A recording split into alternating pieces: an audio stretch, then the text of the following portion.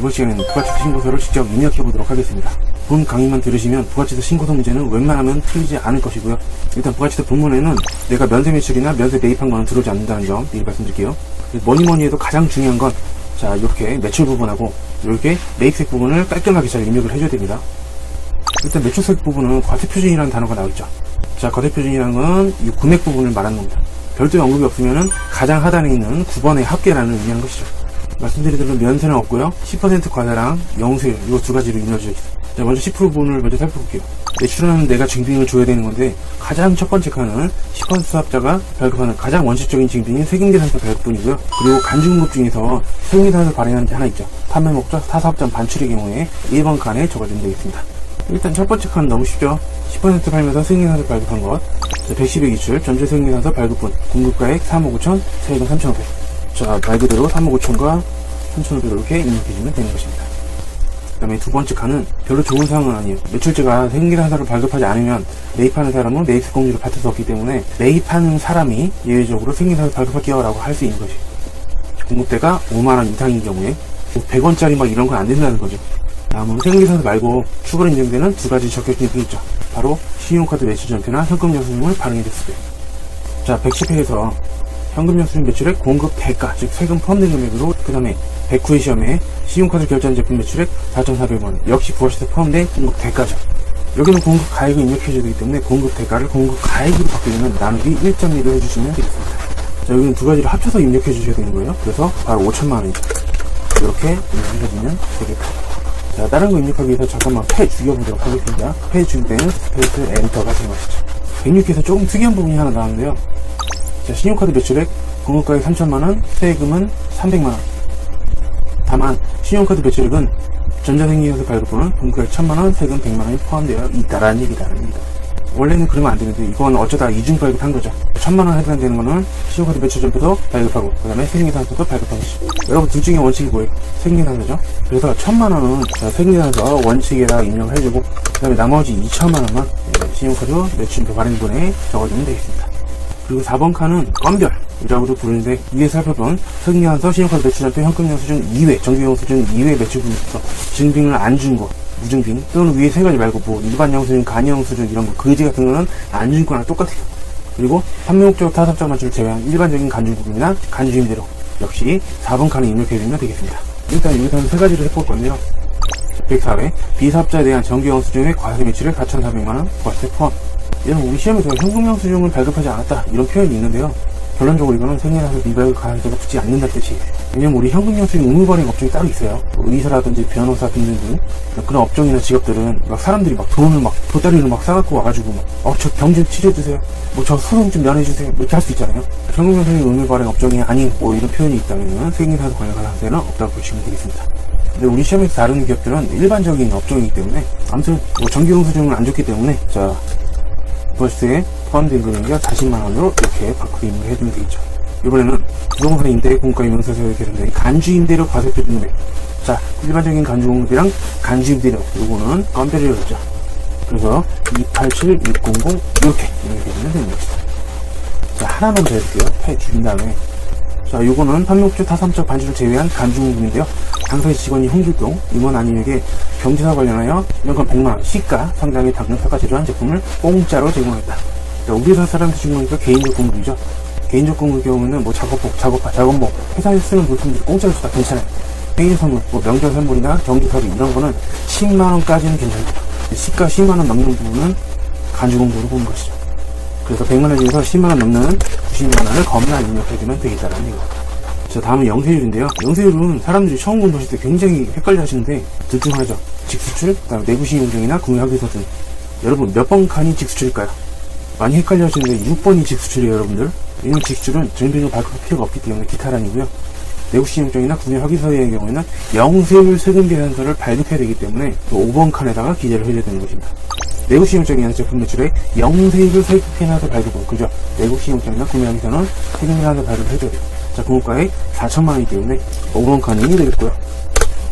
그 다음에 수출 신고필지 및 선화증권을 확인해 직수출은 증빙을 발급할 필요가 없기 때문에 기타란에다가 500만원 이렇게 넣어드리면 되겠고요. 물론 둘 다 세금은 없죠. 영세율이니까. 자, 잠깐만 지우고 자, 조금 독특한 문제 한번 풀어볼게요. 자, 110회 기출문제인데요. 전자생계에서 매출액, 공급가액 3억 2천만원, 세금은 3천만원이에요. 자, 요런 힌트가 없어도 우리 입력할 수 있어야 되긴 하는데, 자, 영세율세금에서 매출액, 공급가액 2천만원이 겁나 포함되어 있는 것이다 라는 얘기다. 3억 2천에다가 10% 곱하면 3,200만원이 되는데 3천만원이죠. 그래서 3억 원에 해당되는 부분은 10%라는 뜻이고요. 그 다음에 2천만원치는 바로 영세율세금에서 발급분이 되는 것이다 라는 얘기다. 됐고, 자, 다음은 예정신고 누락분인데요. 자, 우리 사람이 하는 일이다 보니까 뭐 예정때 조금 몇 개를 누락했다고 치자. 그거를 확정태 포함해서 신고하는 칸이고요. 예정때 쓰는 칸이 아니죠, 그죠? 확정태 사용하는 칸이에요. 그 다음에 대손세 가감. 이건 내가 외상 매출을 한 경우. 자, 외상 매출은 공급 시기가 인도 기준이에요. 그래서 아직 돈을 못 받았지만 매출 세액을 납부를 하게 돼요. 일단 10만원짜리 물건인데 세금이 10,000원 없죠. 그 10,000원을 일단 내는 거예요. 외상이니까 상대방이 언젠간 갚겠지 하고 있다가 상대방을 망하거나 그래서 11만원 통을 못 받게 되는 것이죠. 기존에 10,000원 냈던 세금 다시 돌려주는 개념으로서 이번에 매출세액에서 마이너스로 입력을 해주면은 세금이 줄어들겠죠. 그렇게 사용하는 칸이고요. 만약에 다시 회수했다 그럼 플러스로 입력해주면 되겠습니다. 백회 문제, 대손이 확정된 외상매출금 176만원 부가세 포함해야 대손세액 문제를 겁나 적용한다는 얘기다. 여러분 참고로 대손세 가감은 여기 과세표준은 입력 자체가 안 돼요. 바로 매출세액 세액만 빼주는 거죠.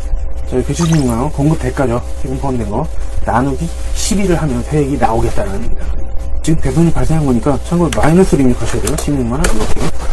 반면 회수의 경우는 플러스로 입력해 주셔야 돼요. 자, 2022년 제2 확정신고 시 대손세액 인정받은 외상매출금 3,400만원을 전액 회수했다. 자, 회수는 대손이랑 반대의 경우니까 플러스로 입력해 주는 거죠.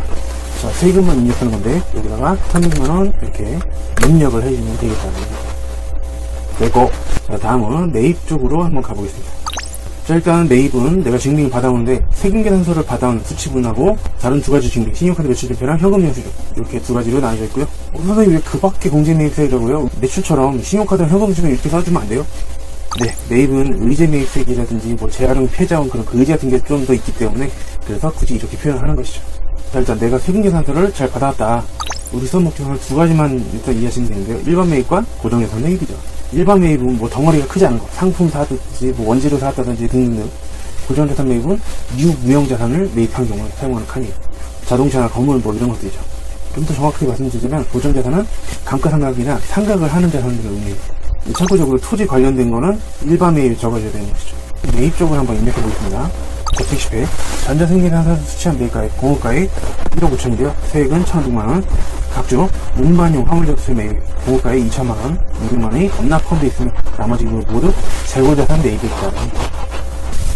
자, 걔네들은 2천만원 제외하면 1억 3천만원, 세금은 1,300 이렇게. 그 다음에 고정자산 매입은 2천만원, 세액은 200만원 이렇게.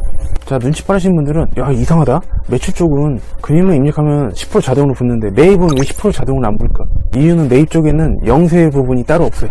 그리고 내가 영세율세금계산 수치분 뭔가 매입이 1,000만원 있다, 일반 매입이. 그러면은 1,000만원 이렇게 입력한 다음에 영세율이니까 세금을 입력하지 않으면 되는 것입니다. 역시 예정신고 누락분은 예정때 누락한 거를 확정신고시에 적어주는 그런 칸이고요. 매입자 발행 생계산도 마찬가지예요. 공급대가 5만원 넘는 경우에 매입하는 사람이 발행할 수 있는 거죠. 그 다음에 공제받지 못할 매입세 칸은 불공이죠. 참고로 제가 강의 때 많이 강조드리는데 불공이 되려면은 반드시 세금계산서라는 증빙을 받아야 돼요. 그래서 두 번 입력하는 거예요. 자, 세금계산서 수취해온 모든 거래를 위에다 한 번 입력하고 그 다음에 불공인 거래만 밑에다 한 번 더 입력해야 되는 것이죠. 따라서 위에다 입력할 때 일반 매입에다 입력하는 거는 접대비 관련 매입세, 기업 업무 추진비를 받겠죠. 사업 무관한 거, 그 다음에 토지 자본적 지출 또는 토지 취득 불이익 관련된 매입세액을 위에 적어주면 되겠습니다. 밑에는 개별 서비스가 과세되는 비용용 소형 승용차가 들어오겠죠. 그러고 나서 걔네들은 밑에 등록한 한 번 더 입력해주면 되는 것입니다. 참고로 불공은 반드시 세금계산서를 받아야 되기 때문에 신용카드 매출전배나 현금영수증 등등 다른 거 받았으면 여기 입력하는 게 아니에요. 입력 자체도 매입매출전표가 아니라 일반전표 입력사항인 것이죠. 자, 다음은 112의 문제 한번 풀어볼게요. 자, 전자세금계산서 수치분 일반 매입인데 공가액 1억 1,000만원, 세금은 1,100만원이죠. 자, 업무 영토지 취득 관련 법무사 비용이 공가액 35만원, 35,000원이 겁나 포함되어 있다라는 얘기다. 사실 문제가 너무 착하게 나온 거예요, 그죠? 일반 매입을 줬죠. 이런 불공의 경우에는 일반 매입이랑 같이 입력을 한번 해주고 밑에 불공에다 한 번 더 해주는 거예요. 자, 그래서 1억 1,000만원, 그 다음에 1,100만원 이렇게 일단 입력을 해주시고 불공은 한 번 더. 자, 이렇게 클릭하면 오른쪽에 불공 입력하는 란이 있어요. 여기다가 35만원, 35,000원 이렇게 해주면 되겠다는 얘기입니다. 불공은 생기산 수지분에 포함해서 한 번 입력하고 밑에서 한 번 더 하는 거예요. 그 다음에 전자생기산 수지분 고정재산 매입이 4천만원, 세금 400만원인데 개별 서비스에 과세대상 업무용수용차 5인승 1000cc 초과 8인승 이하죠. 그러면 생기산 수지한 고정재산 매입이니까 자 일단 4천만원을 다 입력해주고요. 400만원 한 번 더 불공은 자 불공강 겁나 찍어주면은 자 여기다가 덮어쓰기 해주는 거예요. 자 4천만원에다 35만원 더 해주면 4,035만원이죠. 그 다음에 404만 5천원 이렇게 해주면 되겠다라는 얘기다. 자 다음은 그 밖에 공제매입세액인데요. 내가 신용카드 매출연편을 현금수중 받아오거나 아니면은 의지매입세액 등등 거지 같은 애들을 모아놓은 것이다라는 얘기다. 100개의 문장을 풀어볼게요. 신용카드 매입액 공급대가 2200인데 그중에 기계장치 구입비 275만원 얘도 공급대가 겁나 포함되어 있다라는 얘기다는 겁니다. 자 입력 자체는 14번 오른쪽에 있죠. 자 일반 매입은 1750만원 세금은 175만원 되겠고요. 그 다음에 고정재산 매입액은 이렇게 해주면 되겠다라는 얘기다. 자 다음 110회 한번 풀어볼게요. 자 신용카드 매입인데 직원 복리후생 관련 매입 자 800만원 80만원 대표자 개인용 물품 매입 요거는 사업과 관련 없는 불공이죠. 100만원 자 요 두 개는 일반이고요. 그 다음에 고정자산 매입은 제품 품질 테스트 기계 설비 매입 600만원 자 요거는 공제가 되겠네요. 자 다시 한번 불공은 반드시 세금계산서를 받아와야 불공이기 때문에 요 사업과 관련 없는 대표회사한테 뭐 사준 거 요거는 입력 사항이 아니에요 여러분들 아시죠? 직원 복리후생이랑 기계 두 개만 입력하면 되는 것이죠. 자 입력은 오른쪽에 자 그래서 800만원 80만원 그 다음에 대표자 갖다 버리시고요. 그 다음에 기계 600만원 60만원 네 이렇게 해주면 되겠다라는 얘기다. 참고로 이거는 뭐 제가 하나 챙겨드리는 건데 문제 나온 적이 있었어요. 여러분들 세금계산서 발급금 접종 3가지 아시죠? 그래서 목욕, 욕탕, 뭐 미용 이런 유사 서비스 같은 경우 그 다음에 여객운송 사람을 운송하는 거죠. 전세버스 제외 입장권을 발행하여 영위하는 사업 이 3가지는 세금계산서 발급 금지 업종으로서 부가세 신고서에 입력하면 안 되는 사항이라는 거 하나만 말씀드릴게요. 자, 그다음에 의제매입세액 하나만 입력해 볼게요. 자, 90개의 기출문제 원재료 매입한 게 104만원이고 전자 계산서를 수취해야 돼요. 면세죠. 그 다음에 의제매입세액 공제 대상이 된다. 그리고 법인 카드로 구입한 소모품 매입이 있다. 일단 신용카드 매출자표를 수령했죠.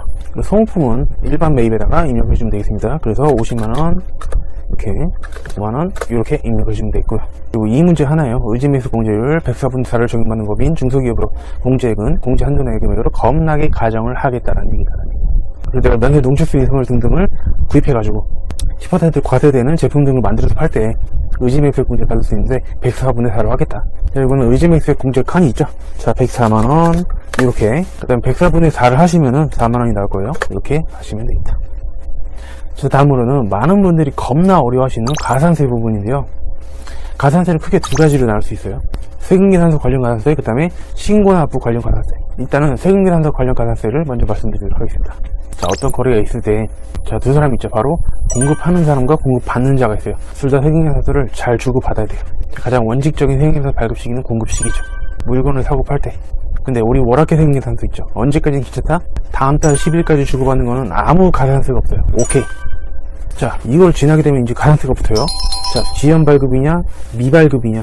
지연 발급은 그래도 조금 늦게라도 발급을 한 거기 때문에 가산세가 좀 적어요. 해당 공급 시기에 속한 확정 신고 기한까지 발급해주면 돼요. 그러면 공급하는 사람은 좀 더 잘못이 크죠. 발급을 안 해줬으니까 1%, 공급받는 자는 뭐 상대방이 안 준 거니까 뭐 0.5% 이렇게 생각하시면 되겠습니다. 근데 해당 확정 신고 기한까지 안 했다. 그러면 아무리 뒤늦게 발급해도 아니야, 너 발급 안 했어. 미발급이야. 이렇게 되는 거예요. 자, 공급하는 자의 경우 좀 더 죄가 무겁죠. 늦게 발급한 게 아니라 아예 발급 안 한 거라고 보는 거니까 2%. 근데 여러분 놀라지 마세요. 매입한 자는 몇 프로일까요? 수업하다 보면 대답하시는 분들도 계시는데 10%죠. 왜? 매입세액 불공제되잖아요. 증빙이 없으면. 진짜라고 그러냐? 진짜라고 그렇다는 얘기다. 불공이면 너무 가혹한 거 아니에요? 라고 생각할 수가 있겠죠. 근데 매입자 발행 세금계산서 제도가 있잖아요. 예전에는 그렇게 좀 가혹하게 법을 정리했었는데 이게 좀 바뀌어가지고 확정신고기간 경과 후에 6개월 이내에 수정신고하면은 내가 매입세 공제해줄게 라고 바뀌었어요. 그 대신 지연수식 가산세는 당연히 내야겠죠. 그러다가 법이 조금 더 너그러져서 해당 확정신고 기한 지난 다음에 1년 이내에 수정신고하면 되는 걸로 법이 바뀌었습니다. 역시 지연수식 가산세는 있는 것이죠. 자, 그리고 공급하는 자는 2개만 더 기억하세요. 내가 전자세금계산서 발급 의무자예요. 근데 종이세금계산서 발급에다 1%의 가산세가 붙죠. 참고로 매입하는 사람은 종이세금계산서 받아도 상관없어요. 가산세 안 붙어요. 왜? 상대방이 주는 거 받아오는 거니까. 그리고 전자세금계산서 발급한 자는 발급일 다음날까지 발급 명세를 세천정액이 겁는 전송해야 되는데 다음날이 지나서 하면 역시 지연전송 가산세, 그리고 해당 확정신고 기한까지는 괜찮지만 그거 넘어가면은 미전송 가산세가 붙겠다라는 얘기다라는 얘기다. 자, 바로 이 내용이죠. 지연발급, 지연수취, 미발급. 전자세금계산서 발급했을 때 지연전송과 미전송, 그 다음 학교표 제출한 거는 만약에 그냥 시험 문제 나오면 그냥 입력하시면 되겠습니다. 그 전자세금계산서 발급 의무자가 종이세금계산서 발급했다 그러면은 제일 위에는 지연발급 등에다 입력하시면은 1%니까 거기다 입력하셔도 되고요. 논리적으로는 전자세금계산서 발급해야 되는데 전자세금계산서 발급을 하지 않은 거니까 미발급한테 공과에 입력하시고 그 다음에 2%로 계산되는 거를 1%로 수정을 해주셔도 괜찮습니다. 자, 기출문제 하나 풀어볼게요. 자, 111회 기출문제. 영세율세금계산서 발급분이 5천만원인데 자, 종이세금계산서를 발급했다. 우리 시험은 법인기업을 가정하기 때문에 무조건 전자세금계산서 발급해줘야 돼. 그래서 일단 금액을 5번 칸에다가 5천만원 먼저 입력을 딱 해주고요. 그 다음에 가산세가 붙죠. 자, 저는 논리적으로다가 전자세금계산서를 발급하지 않은 거기 때문에 미발급 칸에다가 입력을 해주고 대신에 2%로 계산된 거를 이렇게 50만원으로 겁나 고쳐주겠습니다. 그 다음에 95회 1번 매입 중에서 100만원 세금 별도의 전자세금계산서는 그 공급시기 4월 30일 이후인 확정신고기한 7월 25일까지 수취한 것이다. 즉 지연수취를 의미하는 것이죠. 자, 그래서 지연수취 칸에다가 100만원 이렇게 입력을 해주면 지가 알아서 0.5로 계산이 된다는 얘기다라는 얘기다. 다음은 신고납부 관련된 가산세가 되겠습니다. 요거를 살짝만 확대를 해볼게요. 자, 신고납부를 제대로 해야 되는데 제대로 안 했다. 10%의 경우나 0%의 경우가 있어요. 일단 10%의 경우에는 자, 이렇게 신고불성실과 납부지연 가산세가 붙고요. 0%의 경우에는 영수의 과세표준 신고불성실 가산세가 붙게 됩니다. 자, 일단 10%를 먼저 보면은 자, 신고불성실하고 납부지연은 항상 같이 다녀요. 선생님, 신고를 했는데 납부만 안 할 수 있잖아요. 아니, 우리 시험에 그런 거 안 나와요. 일단 얘네들은 누락된 납부세액을 기준으로 해요. 누락된 매입세액을 차감해서 누락된 납부세액을 기준으로 가산세를 매겨요.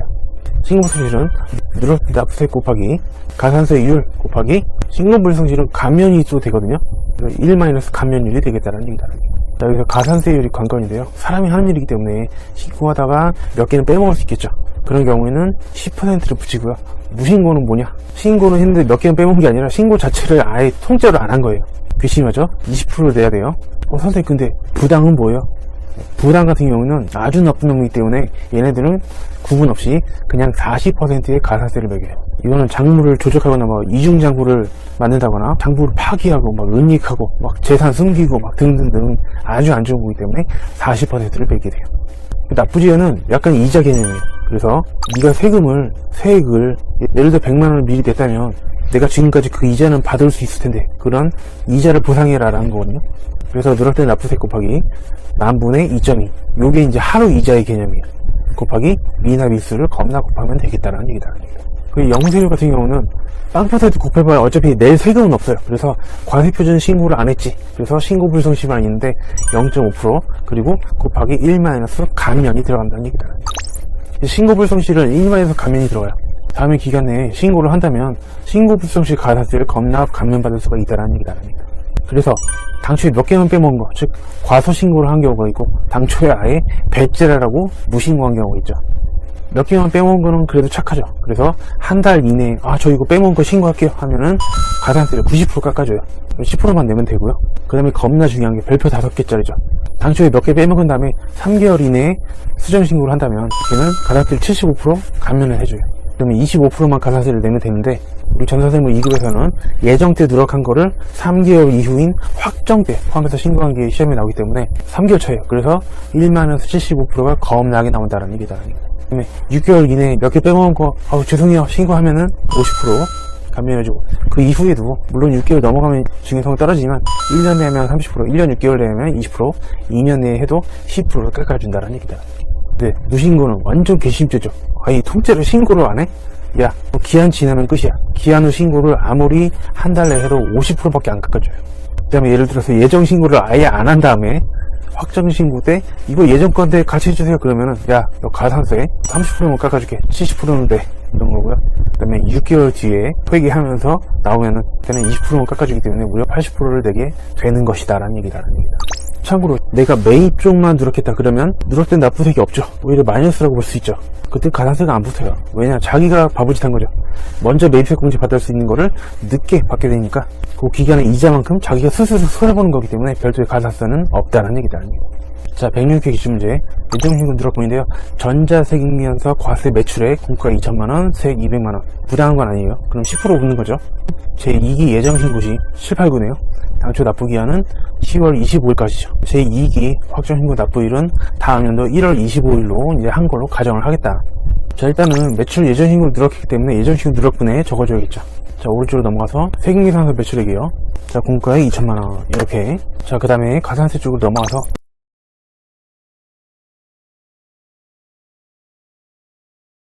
사실 우리 시험에서 무신고는 나오진 않아요. 그래서 부당이 아니라고 했으니까 일반 칸이죠. 자, 매입적 누락된 건 없으니까 매출세액 200만원 곱하기 10%. 근데 예정 누락분을 확정되는 거니까 3개월 안에 하면은 75% 깎아준다 그랬죠. 그래서 25%만 내면 되는 것이다 라는 얘기다. 자, 그래서 누락된 납부세액은 200만원이고요. 그 다음에 10% 곱하고, 그 다음에 1만원에서 75% 곱하면, 즉 25% 곱하면은 5만원으로 나와요. 이렇게 된다는 얘기다. 그 다음에 밑에 납부지원으로 가서, 자, 얘도, 자, 역시 누락된 납부세액이 200만원 있었으니까 이렇게 엔터 친 다음에, 자, 원래는 7, 8, 9 거는, 자, 10월 25일까지 했어야 되는 건데, 다음 연도 1월 25일까지 했다 그랬죠. 자, 그럼 미납일수가 계산이 되고요. 확인 눌러버리면, 이렇게 40480으로 자동으로 계산이 된다는 얘기다. 자, 다음은 대기차. 2기 예정신고 시 누락된 세금계산서 매출 공가액 300만원. 근데 조기 세금계산서를 발급했다라고 나왔죠. 역시 부당이 아니고요. 그 다음에 미납일수는 92일로 겁나게 한다는 얘기다. 자, 일단 예정신고 누락분을 먼저 입력을 해줘야겠죠. 세금계산서 매출이기 때문에 세금계산서 칸에다가 총 300만원 이렇게 하시면 되겠죠. 그 다음에 10%니까 신고부 서실, 납부부 서실 두 개 해줘야 되는데, 자, 이렇게 와가지고 과소초과환급, 자, 누락된 세금 30만원이었죠. 이렇게 한 다음에 30만원 곱하기 부당 아닌 일반이니까 10%.